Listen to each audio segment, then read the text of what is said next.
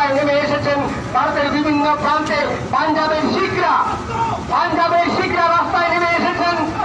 হিন্দু মুসলিম বৌদ্ধ খ্রিস্টান সবাই রাস্তায় নেমে এসেছেন। নেমে এসে আমরা প্রতিবাদ করছি, এই বিল মানছি না। আওয়াজ তুলুন, ওয়াকফ আইন মানছি না, আইন মানছি না, মানবো না। কালো আইন প্রত্যাহার করতে হবে।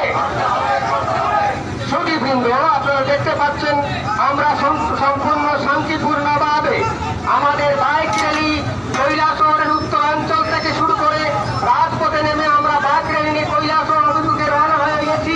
ঠিক ওই সময়ে আমরা এখানে আমাদের নেতৃবৃন্দ সামনে রয়েছেন, তারা যে আমাদেরকে যে ডিসিশন দেবেন সেই ডিসিশন অনুযায়ী আমরা আমাদের বাইক র্যালি নিয়ে যাব।